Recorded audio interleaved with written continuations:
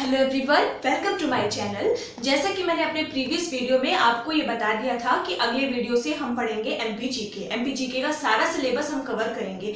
MP जो कि MP में आने वाले हर एग्जाम के लिए बहुत ज़्यादा इंपॉर्टेंट होती है और हर एग्जाम लगभग अगर आपने एमपी पढ़ लिया है तो एमपी का लगभग हर एग्जाम आप क्लियर कर पाओगे, ठीक है। क्योंकि एमपी बेसिकली अगर आप एमपी का एसआई ले लो, एमपी का पीएससी ले लो या और जो भी वनडे एग्जाम्स होते हैं आप अगर वो भी देखो तो एमपी का काफी ज्यादा वेटेज होता है। ओके, और एमपी तो पढ़ेंगे ही हम, उसके साथ साथ उसके बारे में गहराई से पढ़ने से पहले हमें एमपी के बारे में जो सामान्य उसके रोचक तथ्य हैं, सामान्य जो परिचय है एमपी का, वो जान लेना आवश्यक होगा।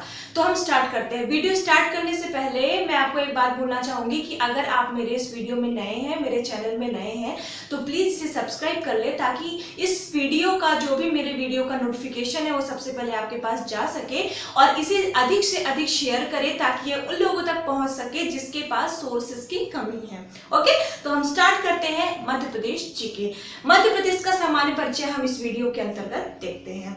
मध्य प्रदेश, जैसा कि आप सबको पता होगा, मध्य प्रदेश भारत के मध्य में स्थित है, हृदय के रूप में अवस्थित है, जिस कारण इसे मध्य प्रदेश या हृदय प्रदेश की संज्ञा दी गई है। ओके, अगर हम मध्य प्रदेश, ये देखिए आप, हाँ एक बात और, अगर आपको इंडियन ज्योग्राफी पढ़नी है या फिर आपको एमपी पढ़नी है या फिर कोई भी मैपिंग का आपको अगर लेसन पढ़ना है तो सबसे पहले आपको उसका मैप या एटलस होना बहुत जरूरी है।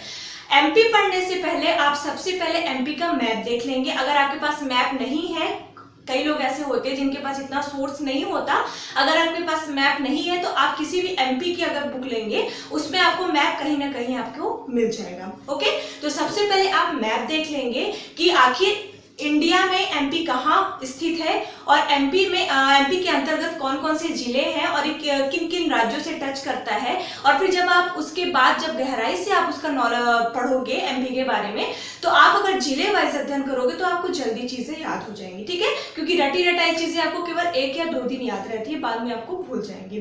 तो अगर आप भारत को देखेंगे, अगर आप भारत का मैप देखेंगे तो भारत के मैप के लगभग मध्य में, गुजरात के पूर्व में देखेंगे तो आपको लगभग इस प्रकार की एक संरचना आपको दिखाई पड़ेगी जो कि है मध्य प्रदेश, ठीक है। मध्य प्रदेश का जो नक्शा है वो कुछ इस प्रकार से है। और आगे चलकर अगर आपको मेंस देना है, एमपीपीएससी का मेंस देना है, तो आपको मैपिंग की जो तैयारी है, मैपिंग की प्रैक्टिस आपको अच्छे से कर लेनी चाहिए। ओके, आप उसको कई बार बनाओ, आपको आने लगेगा।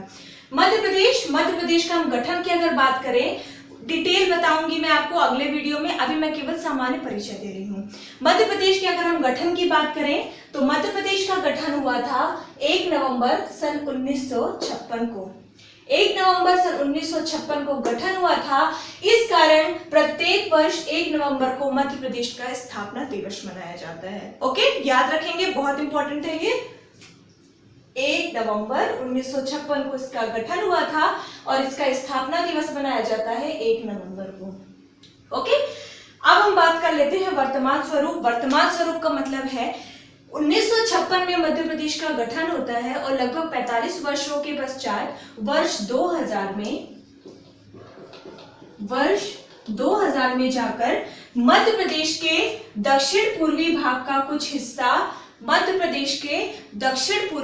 का कुछ हिस्सा अलग होकर एक नए राज्य के रूप में सामने आता है और उस राज्य का नाम था छत्तीसगढ़। ओके, तो मध्य प्रदेश 1956 से लेकर वर्ष 2000 तक इसका जो नक्शा था, मैप था, वो कुछ इस प्रकार से था। और वर्ष 2000 में यह भाग लगभग एमपी का 30% भाग जो है वो अलग होकर छत्तीसगढ़ के रूप में एक नया राज्य बन जाता है, 29वां राज्य बन जाता है और मध्य प्रदेश का वर्तमान स्वरूप ये रह जाता है। मतलब मध्य प्रदेश के अगर वर्तमान स्वरूप की बात की जाए तो जो मैंने पहले बनाया था केवल उतना ही है।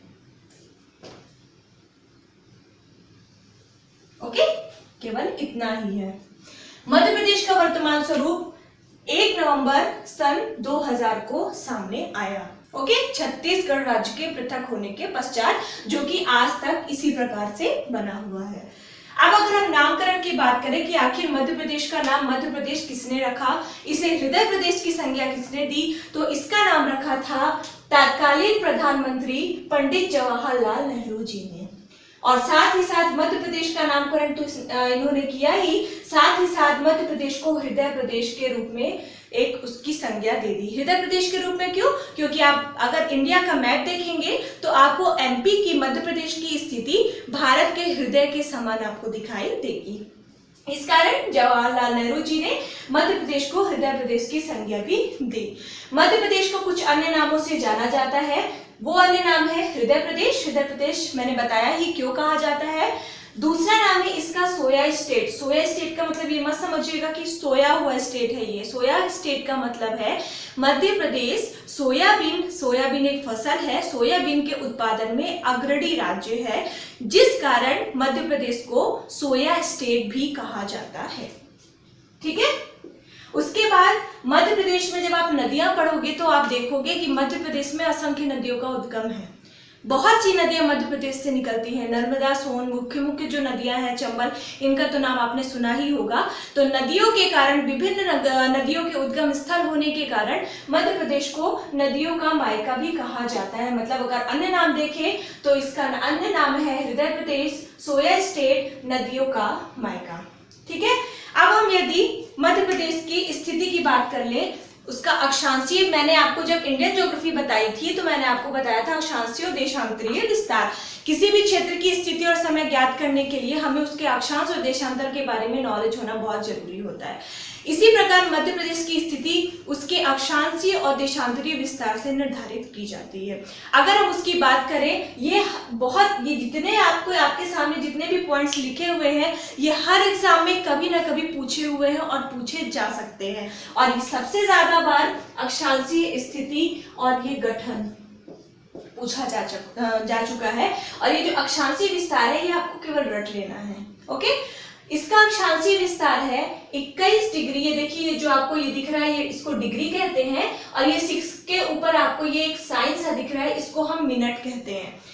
इसका अक्षांशीय विस्तार है 21 डिग्री 6 मिनट उत्तरी अक्षांश से। देखिए उत्तरी अक्षांश, पूर्वी देशांतर मैंने अच्छे से बताया था। भारत कहाँ पर स्थित है?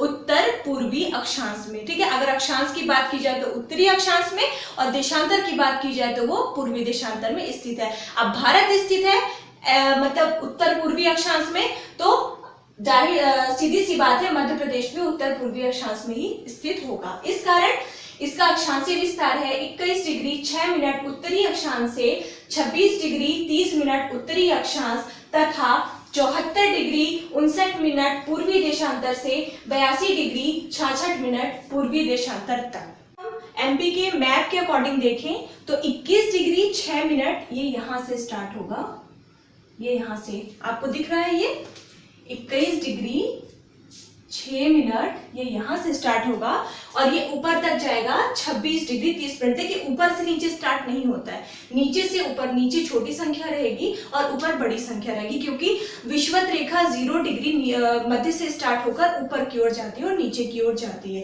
ठीक है। तो भारत के लगभग अगर हम यहाँ पर माने तो यहाँ पर विषुवत रेखा 0 डिग्री, विषुवत रेखा से नीचे जाने पर संख्या जो है वो बढ़ती जाएगी और विषुवत रेखा से ऊपर जाने पर बढ़ती जाएगी। इस कारण 21 डिग्री 26 मिनट यहाँ से शुरू होकर ये 26 डिग्री 30 मिनट यहाँ तक जाता है। और अगर देशांतरीय स्थिति की बात करें तो 74 डिग्री 59 मिनट यहाँ से शुरू होकर लगभग जो सबसे किनारा होगा इसका 74 डिग्री 59 मिनट और सबसे पूर्वी किनारा जो है इसका 82 डिग्री 66 मिनट। ठीक है। ये मैं केवल समझाने के लिए आपको बता रही हूँ, ये अच्छे तरीके से आप इसको रट लेंगे। ठीक है। अब उसके बाद हम देखते हैं, अब यदि राजकीय पुष्प की बात करें तो राजकीय पुष्प है लिली। ठीक है। जैसे कि राष्ट्रीय पुष्प है कमल, वैसे ही मध्य प्रदेश राज्य का राजकीय पुष्प है लिली। ओके। अब यदि हम राजकीय पशु की बात करें तो राजकीय पशु है बारहसिंघा। देखिए बारहसिंघा की कई प्रजातियां होती हैं, तो अगर कभी कभी एग्जाम्स में आपको प्रजातियों के नाम लिख के भी दे सकता है। ठीक है। जिससे आप कंफ्यूज हो जाएं, तो कंफ्यूज नहीं होना है। बारहसिंघा जो राजकीय पशु है वह है ब्रेडरी प्रजाति का। ब्रेडरी प्रजाति का बारहसिंघा मध्य प्रदेश का राजकीय पशु है। ओके। मध्य प्रदेश के राजकीय पक्षी की बात करें तो यह है दूधराज, इसे ही कहते हैं शाहे बुलबुल और इसे ही कहते हैं paradise fly catcher, paradise fly catcher इसका साइंटिफिक नेम भी है। ओके, तो तीनों ऑप्शन आपको दे सकता है, दूधराज, शाही बुलबुल या पैराडाइज फ्लाई कैचर। ओके, और इन तीनों को राजकीय पुष्प, राजकीय पशु, राजकीय पक्षी, इन तीनों को 1 नवंबर सन 1981 में राजकीय पशु, पक्षी और पुष्प घोषित किया गया। मतलब 1956 के दौरान जब मध्य प्रदेश का गठन हुआ तब ये लिली, बारहसिंगा, दूधराज राजकीय पुष्प पक्षी नहीं थे। जब 1 नवंबर को उसकी स्थापना की 25वीं वर्षगांठ मनाई जा रही थी 1 नवंबर 1981 को, उस दौरान इन तीनों को राजकीय चिन्ह के रूप में अपनाया गया।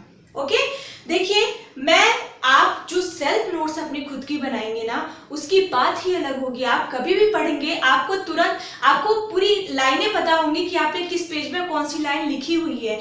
तो मैं लिखवा भी रही हूँ यहाँ पर क्योंकि आपको ज्यादा प्रॉब्लम ना हो, क्योंकि कई लोगों को प्रॉब्लम होती है कि मैं केवल बोल जाती हूँ। देखिए जो मैंने वर्ल्ड हिस्ट्री बताया था, वर्ल्ड हिस्ट्री में लिखाने के लिए अगर मैं लिखवाने लगती तो बहुत कुछ हो जाता। इसमें एमपी में एक तरह से आपको फैक्ट की चीजें पढ़नी है, तो फैक्ट की चीजें मैं लिख सकती हूँ। ठीक है, तो मैं यहाँ पे लिख रही हूँ और मैं जो भी चीजें नहीं भी लिखूंगी, जो भी मैं बोलूंगी, आप नोट्स प्रिपेयर कर लेंगे। ओके, नोट्स मस्ट है। हाँ, अगर आपने नोट्स नहीं खुद की बनाई या फिर किसी को नोट्स की जरूरत है तो मैं टेलीग्राम में, आप बता दीजिएगा कमेंट करके, तो मैं आपको टेलीग्राम में प्रोवाइड करवा दूंगी। ओके, लेकिन पहला जो फर्स्ट प्रायोरिटी है वो दीजिएगा सेल्फ नोट्स की। सेल्फ नोट्स आप प्रिपेयर करेंगे। ओके, तो ये हो गया।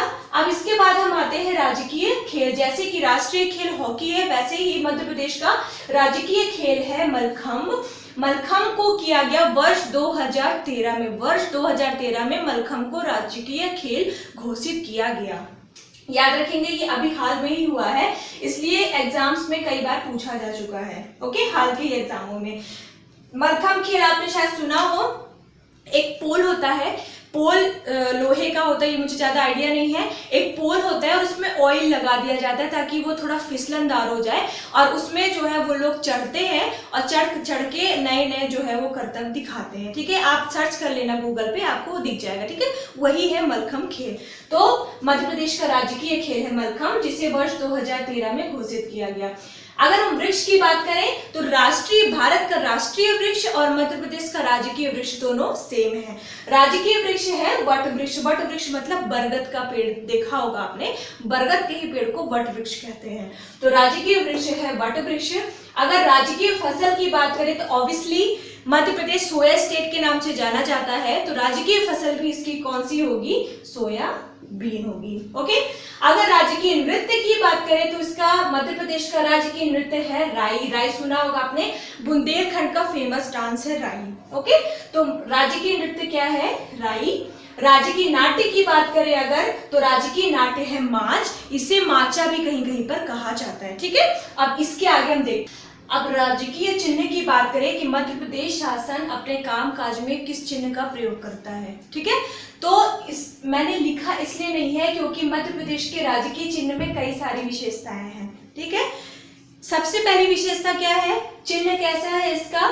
जो सबसे बाहरी इसका छोर, अगर बाहरी आवरण की बात की जाए, देखिए मैं यहाँ पर बना देती हूँ।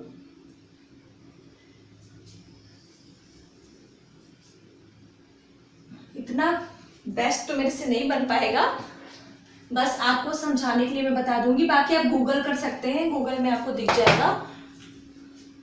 सबसे बाहर होता है 24 स्तूपों की आकृति, कुछ इस प्रकार। ये आपको ऐसे मिलेंगे, 24 मिलेंगे। मैं यहाँ पे गिन के लिए बना रही हूँ। ओके, तो माइंड मत करिएगा प्लीज।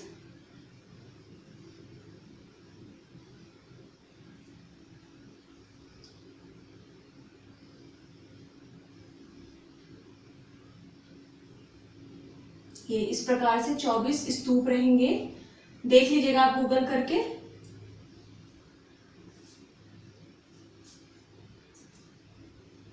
ये ऐसे स्तूप रहेंगे।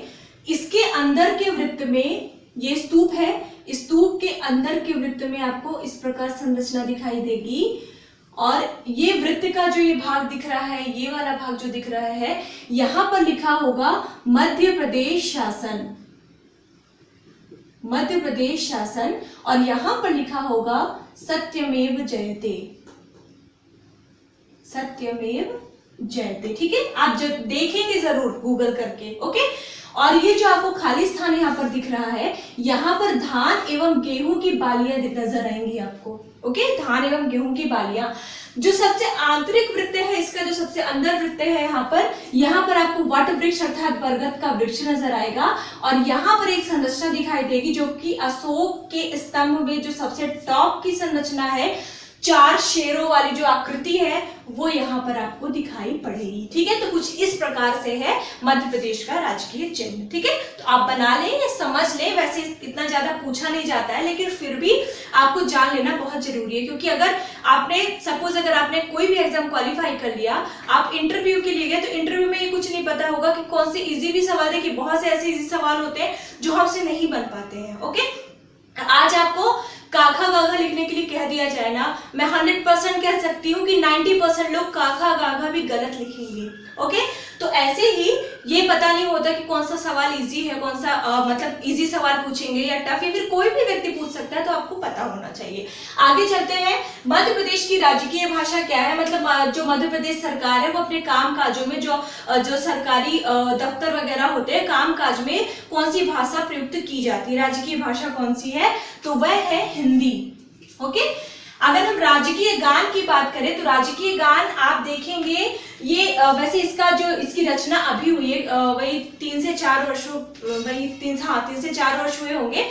आप मध्य प्रदेश शासन की जो बुक है, एमपी बोर्ड की जो बुक है, आप उनमें देखिएगा, आपको ये गान मिल जाएगा। इसका जो टाइटल है सुख का दाता सबका साथी करके है, मेरा मध्य प्रदेश, ये है राजकीय गान।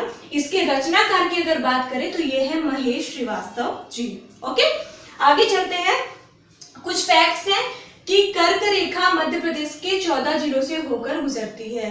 कमेंट बॉक्स में कमेंट करके आप ये बताएं कि कर्क रेखा भारत के कितने राज्यों से होकर गुजरती है। ठीक है, और अगर हम मध्य प्रदेश की बात करें तो मध्य प्रदेश के 14 जिलों से होकर गुजरती है, और इन 14 जिलों के आपको नाम भी याद करने पड़ेंगे, लेकिन आपको नाम तभी याद हो पाएंगे जब आप उन 14 जिलों की आप सिचुएशन देख ले, जो कहां पर स्थित है। ओके, स्थिति देख ले आप, तभी आपको वो नाम याद हो पाए। तो आगे मैं आपको ये बताऊंगी, याद रखेंगे। लेकिन ये अक्सर पूछा जाता है कि कितने जिलों से होकर कर्क रेखा गुजरती है, तो 14 जिलों से होकर गुजरती है।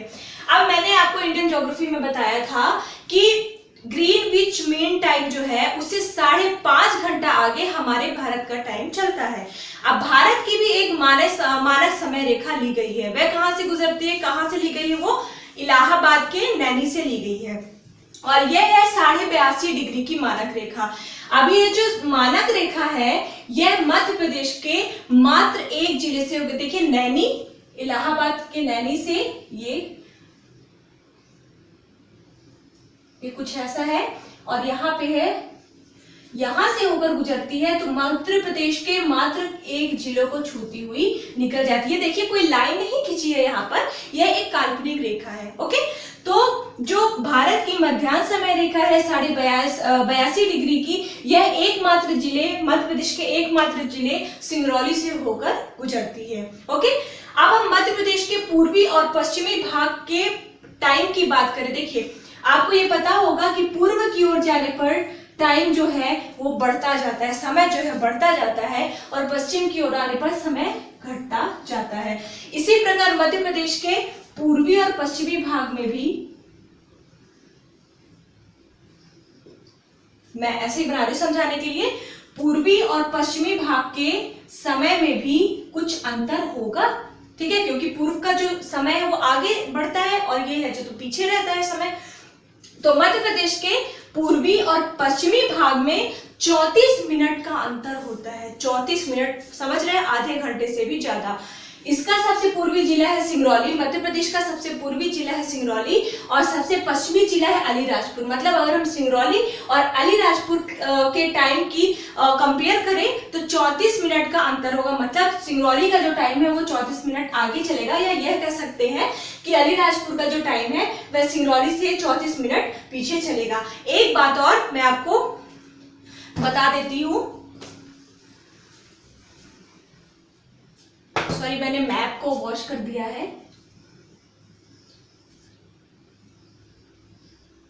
ये आपने लिख लिया होगा, वीडियो को पॉज कर करके सारी चीजें लिख लेंगे, ठीक है।